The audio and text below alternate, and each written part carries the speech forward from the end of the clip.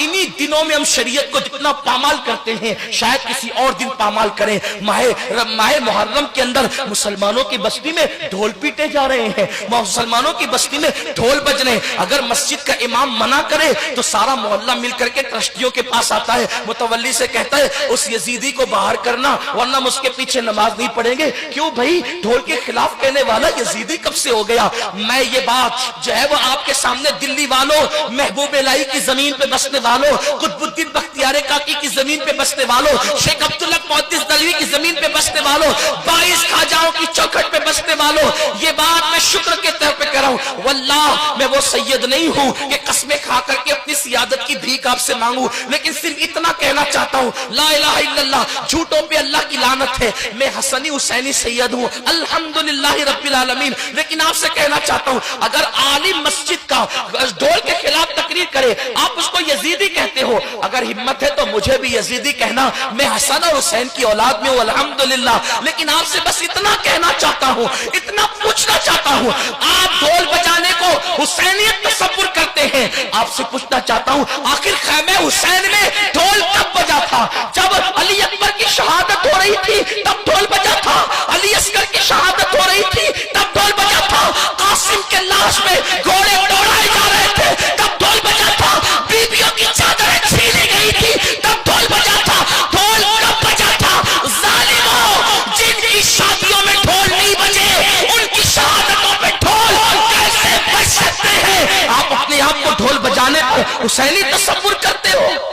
ढोल तो दमिश्क में बज रहे थे, ढोल तो दमिश्क में बज रहे थे। और सुनो, अगर शहादत हुसैन पे ढोल बजाने का इतना ही शौक है तो फिर बजाना, खुशी से बजाना, लेकिन उससे पहले एक शर्त है, जब तेरे 18 साल के बेटे का जनाजा उठे उस वक्त ढोल बजाना, उसके बाद अली अकबर की शहादत पे ढोल बजाना। उस दिन तो तू ताली बजाना भूल जाता है जब तेरे बेटे का जनाजा उठता है, और हुसैन के शहजादे के जनाजे उठने के दिन तुम ढोल बजाते हो, मेले में मेले लगाते हो। तुम्हारे घर की बेटियां बेपर्दा मेले देखने के लिए जाती है।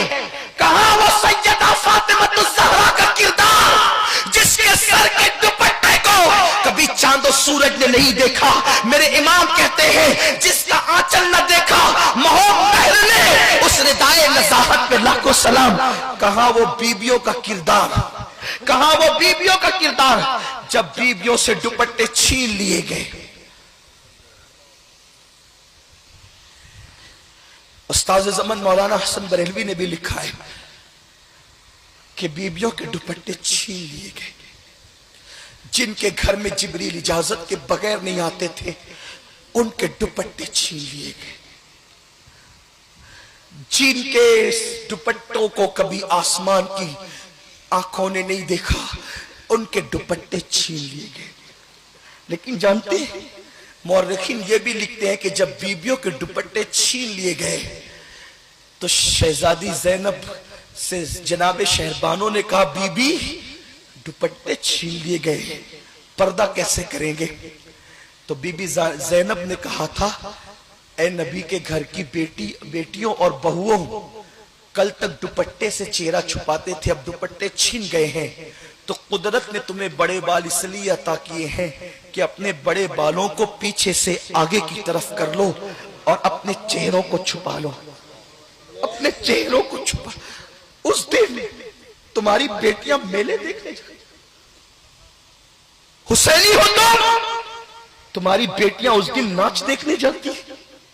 तुम्हारी घर की औरतें बेपर्दा घरों से क्या गुजरती होगी इमाम हुसैन के दिल पर? क्या इसी दिन के लिए कुर्बानी दी थी?